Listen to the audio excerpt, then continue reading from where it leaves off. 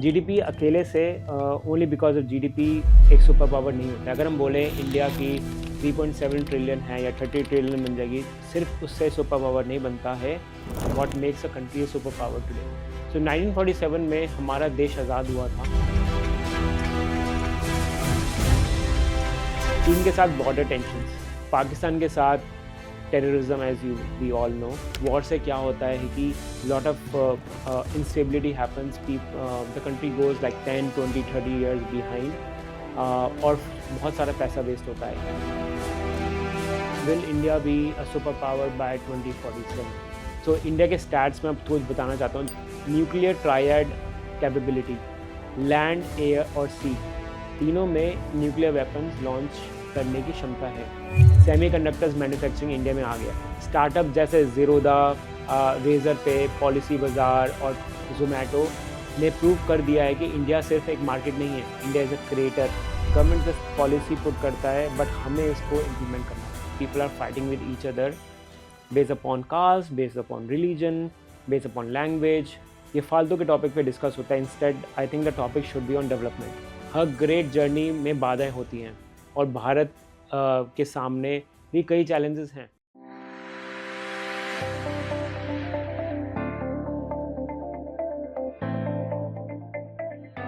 Hey guys, welcome to my channel. It's called Mindfulness with Manish. Today we will talk about another important topic, and it's very interesting. It's on geopolitics as well as Indian history. It's called Will India Be a Superpower by 2047?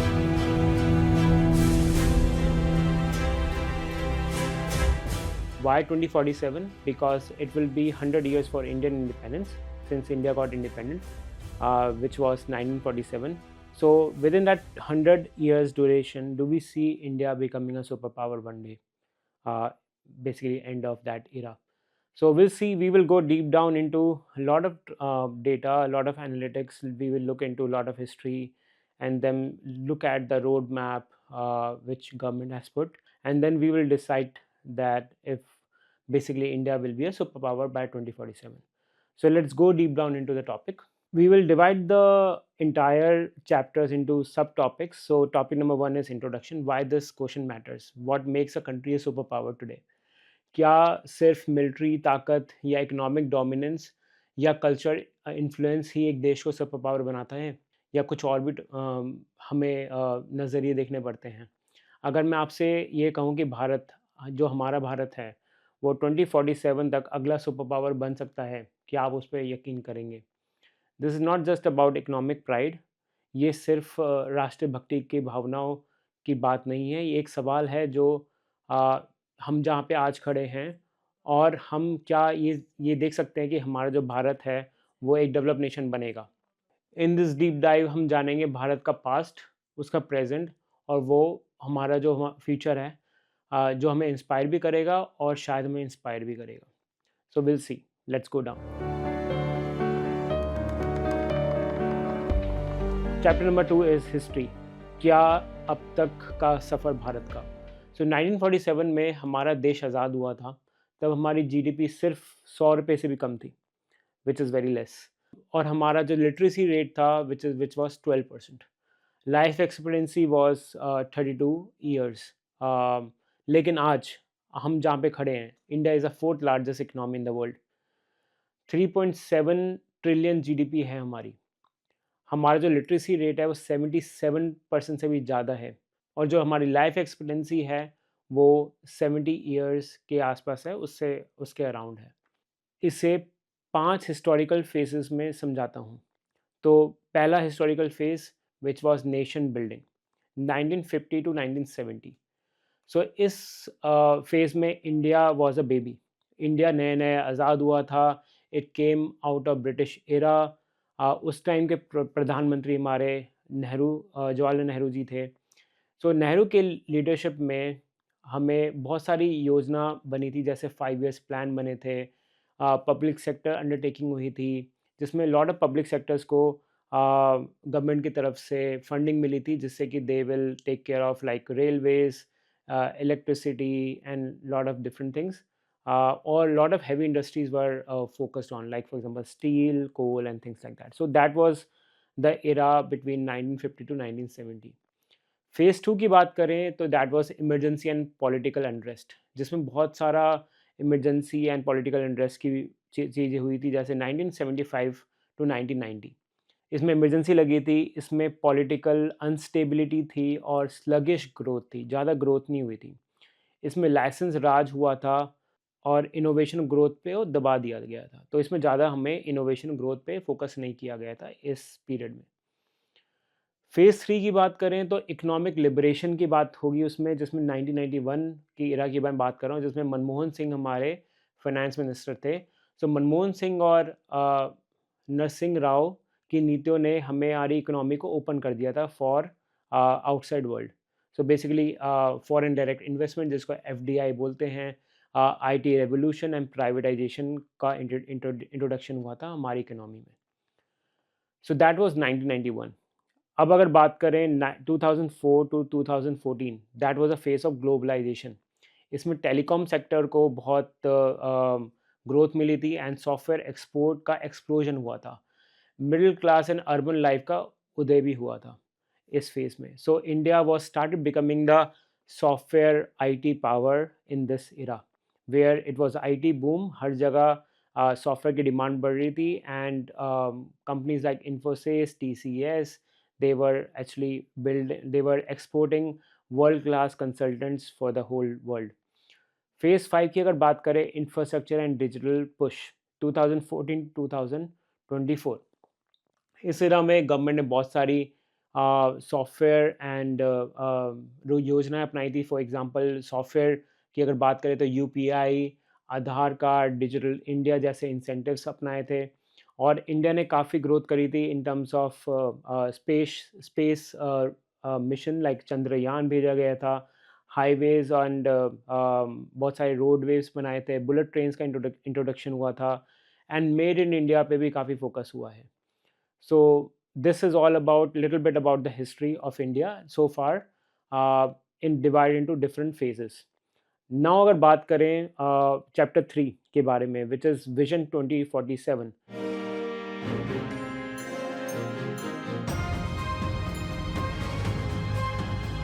Bharat का road map. Road map क्यों हम कहते हैं इसको road map? Basically होता है जो हम हमारे सामने जो पाथ है हम उसको देख सकें कि हमारे आगे का क्या लक्ष्य है और हमें उसको क्या अचीव करना है वहाँ तक पहुँचने के लिए।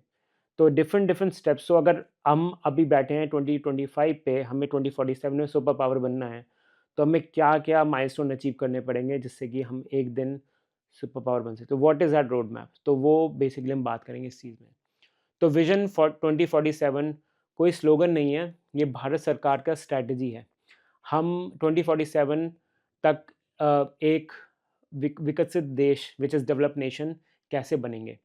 सो एक विकसित देश जिसको हम डेवलप नेशन भी कहते हैं, उसके की गोल्स क्या हैं जो हमारी मोदी सरकार ने रखे हैं। नंबर 1 इज़ 30 ट्रिलियन जीडीपी तक हमें पहुंचना है, तभी हम एक डेवलप नेशन कहलाएंगे। Second is net zero carbon target को हमें अचीव करना है। थर्ड इज़ 100% लिटरेसी और यूनिवर्सल हेल्थ केयर को हमें अचीव करना है। Fourth is per capita income $11,000 तक बढ़ाना है। फिफ्थ इज़ एआई, बायोटेक और क्वांटम फिजिक्स एंड टेक में हमें ग्लोबल लीडर बनना है। हम गांव तक क्लीन वाटर और इलेक्ट्रिसिटी पहुंचाएंगे, तभी हम इस गोल को अचीव कर पाएंगे। मेजर इंसेंटिव्स जो गवर्नमेंट ने इंट्रोड्यूस करे हैं, some of the examples are O N D C, Amazon और फ्लिपकार्ट जैसी कंपनी को डिसेंट्रलाइज करने का सपना है ये ओ एन डी सी। अगला है भारत नेट। भारत नेट क्या करता है? Bharat net is rural internet connectivity. So सारे जो रूरल इंडिया में है उसको कनेक्ट करता है भारत नेट। थर्ड इज़ गति शक्ति, which is integrated infrastructure master plan. India की ये विजन सिर्फ गवर्नमेंट का नहीं है, ये हम सभी जिम्मेदार हैं इसके।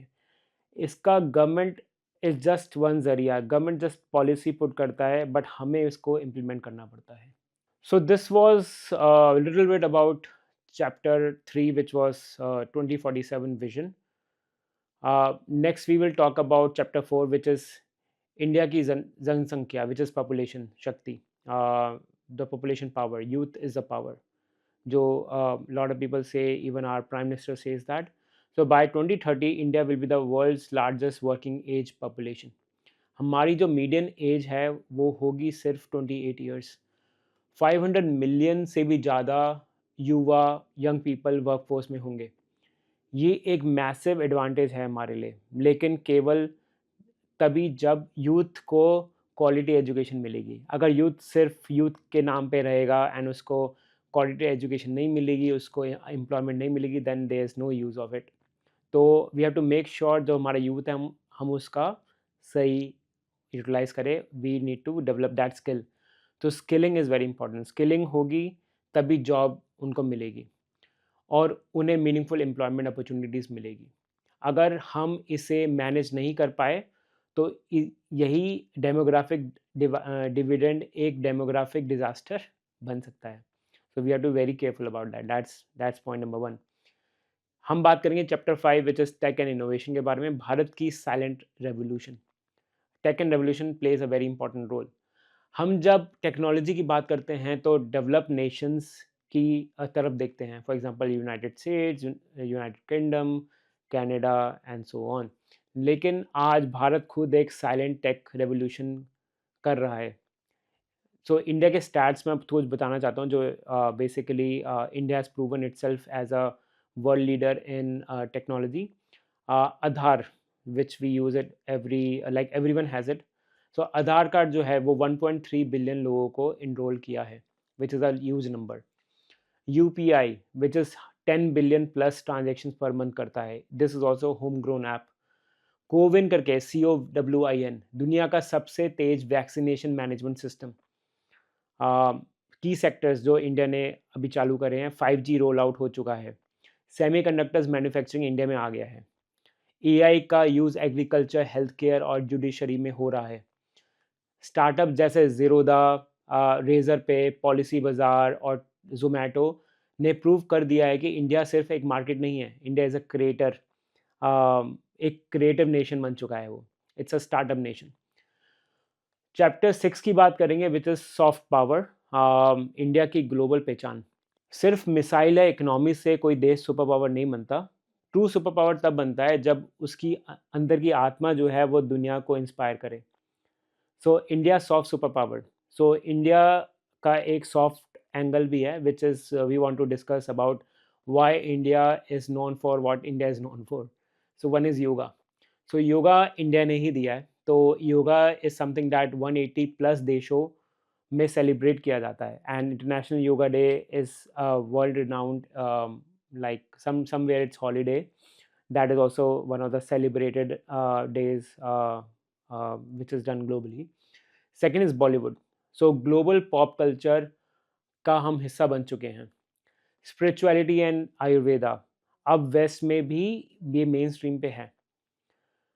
इंडियन कुजीन्स, हर कॉन्टिनेंट में मसाले की खुशबू हमें मिलती है। और अगर और बात करें, मैं खुद अपने एक्सपीरियंस से बता रहा हूँ, I been to like 50 nations. मेरे को ऐसी कोई कंट्री नहीं मिली जहाँ पे इंडियंस ना हो। People know about India a lot. Even people get inspired with Indian stories, Indian culture, Indian army. Uh, Whenever I go to a country, they always ask for like, "Oh, your army is so strong. You guys send doctors, engineers to every country." So they always praise about India. ये चीज़ हमेशा सुनने को मिलती है। India का जो IT sector है, that is also booming. We talked about that.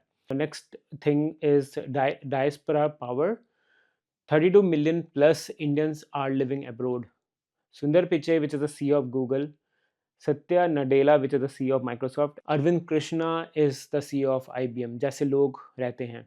Mostly हम ये देखते हैं कि जो टेक कंपनीज है उसके CEOs और even high professionals like senior vice president, CTO, they all are from Indian origin. Indian origin leaders जो हैं वो हर जगह अपनी पहचान छोड़ रहे हैं और they are shaping the world.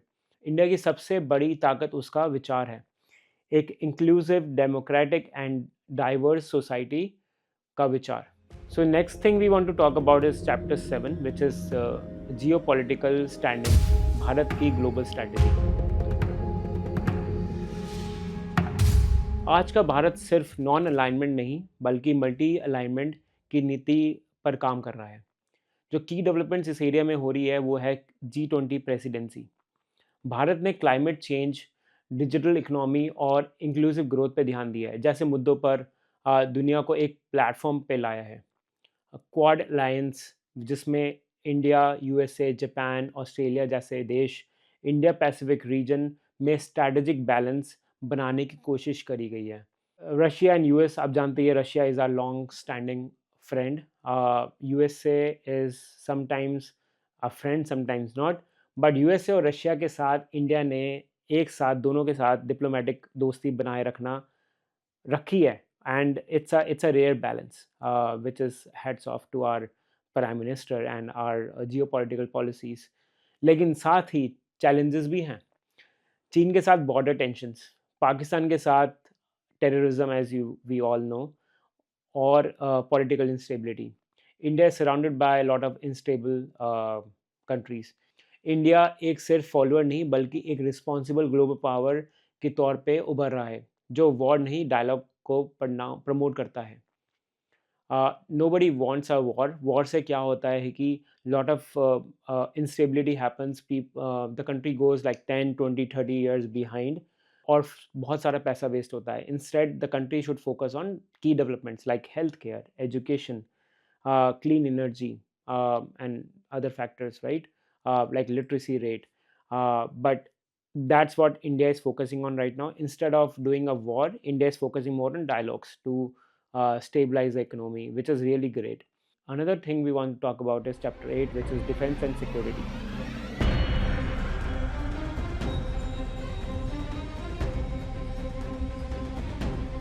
India की रक्षा शक्ति। सुपर पावर बनने के लिए security is most important. Security independence सबसे ज़रूरी शक्ति है। Defence highlights. इंडिया का $73 बिलियन बजट है, वर्ल्ड टॉप 5 में शामिल होता है। Nuclear triad capability, land, air और सी। आपका आर्मी, नेवी एंड एयरफोर्स, तीनों में न्यूक्लियर वेपन्स लॉन्च करने की क्षमता है। सो इंडिजिनस वेपन्स जैसे अग्नि 5 मिसाइल, ब्रह्मोस और INS Vikrant are some of the examples that and missile systems that India has. So another topic is modernisation moves. इसमें DRDO, हल, HAL और प्राइवेट डिफेंस सेक्टर में self reliance. So cyber security और space defence पर massive investment करी गई है। Future Wars के लिए प्रिपरेशन करी जा रही है। Multi domain warfare. भारत अब रिएक्टिव नहीं प्रोएक्टिव डिफेंस अपनाता है के तरीके हमें देखने को मिल रहे हैं। सो रिएक्टिव और प्रोएक्टिव का बेसिकली डिफरेंस ये है कि रिएक्टिव मीनिंग जब पहले पाकिस्तान अटैक करता था या फिर थ्रू टेररिज्म और through whatever, then India use to react by going to US और UN सेइंग दैट मेरे को अटैक कर दिया है, you should put sanctions and stuff like that. But instead of doing that now India is more proactive. India पहले ही अपने आप को इतना स्टेबलाइज, इतना पावरफुल बना लेता है कि लोग अटैक ही नहीं करते हैं, और जो करते हैं we have seen the examples. Let's talk about chapter 9 which is, अब ये सारे अच्छे पॉइंट्स हैं but there should be some road blocks, right? जो इंडिया के पास जो रोड ब्लॉक्स हैं, जो ड्रॉबैक्स हैं, जो इंडिया को सोचने चाहिए in order to make sure India becomes a super power. So road blocks वो क्या हैं to for a nation to become a super power like India? चुनौतियाँ कहते हैं बेसिकली। हर ग्रेट जर्नी में बाधाएं होती हैं और भारत के सामने भी कई चैलेंजेस हैं। So will talk about those challenges. I think one of the major challenges income inequality. So जो इनकम अभी डिस्ट्रीब्यूशन है वो बहुत इनइक्वल है। तो कुछ बहुत ज़्यादा अमीर लोग हैं, कुछ मिडिल क्लास हैं, और मिडिल क्लास में भी आते हैं upper middle class, lower middle class and then lower basically segment. तो काफ़ी इनइक्वालिटी है इंडिया में। सो टॉप 10% लोग देश में 60% वेल्थ होल्ड करते हैं। सो वो नंबर है, कोई बार देखो, जो 60% वेल्थ है पूरे इंडिया की, वो खाली 10% लोग ओन करते हैं। अगर एजुकेशन सिस्टम की बात करी जाए तो क्वांटिटी बहुत है, हर जगह कॉलेजेस, स्कूल्स खुले हुए हैं, लेकिन क्वालिटी में गैप है, because we are just an example, we are just making engineers but उनको जॉब्स नहीं मिल रही। जॉब्स क्यों नहीं मिल रही है? क्योंकि प्रैक्टिकल एजुकेशन नहीं दी जाती है। तो we will talk about another video in which we will compare the education system between India and US. But to be honest, India का जो education system है that needs to be improved. Health care की अगर बात करें तो urban और rural divide अभी भी बड़ा है। मोस्ट ऑफ द अर्बन और जो रूरल है, जो रूरल एरिया है, जो विलेजेस हैं, जो कंट्री साइड प्लेसेस हैं, उनको अर्बन जगह आना होता है। और अर्बन में भी अगर बात करें तो we have private hospitals, public hospitals which is government hospitals. Private की फैसिलिटी ज़्यादा होती हैं but not every one can afford it. Government की थोड़ी अच्छी नहीं होती हैं, बट उसमें बड़ी बड़ी लाइन्स होती हैं। तो I don't want to go into that much detail but you get the idea. Environmental crisis, दुनिया में 14 सबसे पॉल्यूटेड सिटीज़ में से 11 भारत के हैं। ये हँसने की बात नहीं है but this is very shocking thing. जो भी पॉल्यूटेड सिटीज़ हैं, उस मतलब वर्ल्ड में एक लिस्ट निकली थी, उसमें से जो टॉप 14 है उसमें 11 इंडिया का नाम आता है। सोशल डिवीज़न, इंडिया में बेसिकली रिलीजन है, कास्ट है और लैंग्वेज बेस्ड टेंशन्स भी बहुत होती हैं। So sometimes you have seen examples where the government is not focusing on development, but we basically people are fighting with each other based upon caste, based upon religion, based upon language. Some topics arise कि they want to make a language, um, some language as a national language or a state language. ये फालतू के topic पे discuss होता है। Instead I think the topic should be on development, topic should be on education, health, infrastructure, those are the basic things, right? So उस पर बात चर्चा नहीं होती है। So we have to shift our attention. Bureaucratic red tapes, policies हैं लेकिन execution की स्पीड में कमी है। The problem here is hierarchy. There's a lot of levels and basically corruption is also there. So a lot of levels it has to pass through, the money has to pass through different layers and पैसे उसमें ख़त्म हो जाते हैं and then end development नहीं होती है। एक जीडीपी अकेले से ही एक देश सुपर पावर नहीं बनता है, उसमें जस्टिस, इक्वालिटी और एक सोशल हार्मनी भी बहुत ज़रूरी है। सो चैप्टर 10 की अगर बात करें, so again another chapter, India versus other super powers की तुलना में हम कैसे इंडिया को देखते हैं। अब सवाल ये है कि हम कहाँ खड़े हैं ग्लोबल कंपैरिजन में। So whenever we do comparison, we will do comparison based upon some metric, some data. So जो वर्ल्ड की टॉप शक्तियाँ हैं, सुपर पावर हैं, जैसे USA, China, and how do we see them compare to India. So India की जो GDP है in 2024, it's basically 3.7 trillion dollars और यूएसए की 28 ट्रिलियन एंड चाइना की 17.7। जो मिलिट्री स्पेंडिंग है यूएसए की which is 877 billion dollar, China की अराउंड 293 है बिलियन डॉलर एंड इंडिया की 73 billion dollar. So that there is a huge gap. Median age जो इंडिया की है वो 28 ईयर्स है। That's why lot of young people we call it. USA की 38.5 and China की 39। इंटरनेट पेनिट्रेशन इंडिया में 59% है, विलेजेस में बहुत कम है और अर्बन सिटीज़ में ज़्यादा है। यूएसए में 91% है एंड चाइना में 76%। डेमोक्रेसी इंडेक्स की अगर बात बात करें तो यूएसए में फुल है, मतलब फुल डेमोक्रेसी है।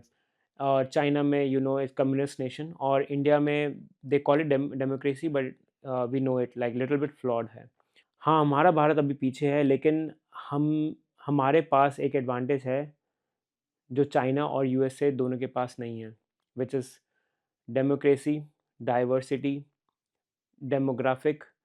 ये कॉम्बिनेशन रेयर कॉम्बिनेशन होता है, ये हमारे पास, ये हमारी शक्ति है, ये हमारी पावर है। चैप्टर 11 की बात करें विच इज़ फ्यूचर पॉसिबिलिटीज़। सो 2047 में अगर हम भारत को कैसे देखना चाहते हैं, कैसे देखेंगे, उस पे बात करेंगे। फ्यूचर में क्या क्या हो सकता है। अब इमेजिन कीजिए कि अगर विजन 2047 रियलिटी बन जाए तो मुंबई बन चुका है एक ग्लोबल फाइनेंशियल कैपिटल। इसरो कर रहा है मून बेस और स्पेस माइनिंग पे काम। हर विलेज में एक हाई इंटरनेट स्पीड है और वाटर भी क्लीन आता है। भारत से एक्सपोर्ट हो रहा है एआई टूल्स, इलेक्ट्रिकल व्हीकल्स और क्लीन एनर्जी सॉल्यूशंस। हमारी इकोनॉमी $30 ट्रिलियन तक पहुंच चुकी है। ये ड्रीम नहीं, एक स्ट्रैटेजिक पॉसिबिलिटी बन सकती है, लेकिन ये अपने आप नहीं होगा, हमें इसके लिए एक्शन लेना होगा। So now next thing is action plan. हमें काम क्या करना है इसको बनाने के लिए। अब अगला सवाल यही है, हम क्या कर सकते हैं? So as a nation education system reform करें। सो रोट लर्निंग नहीं, क्रिटिकल थिंकिंग पे फोकस करें। स्किलिंग और एंटरप्रेन्योरशिप को मेन स्ट्रीम में बनाएं। स्टार्टअप इकोसिस्टम को सपोर्ट करें। जॉब क्रिएटर्स को बढ़ावा दें। डिजिटल गवर्नेंस और ट्रांसपेरेंसी पर जोर दें। क्लाइमेट एक्शन को एक प्रायोरिटी बनाएं एंड रिन्यूएबल एनर्जी और पोल्यूशन कंट्रोल करें। सो बेसिकली हमें ये सब करने की ज़रूरत है, तभी हम एक सुपर पावर बन सकेंगे। So as a citizen political awareness बढ़ाएं, फेक न्यूज़ और मिस इन्फॉर्मेशन को चैलेंज करें, हारमोनी एंड यूनिटी को प्रमोट करें। सुपर पावर बनने के लिए सिर्फ गवर्नमेंट को नहीं, हर नागरिक को अपना एक भूमिका निभानी होगी। अगला चैप्टर है chapter 13 which is final word. क्या भारत बन सकता है सुपर पावर?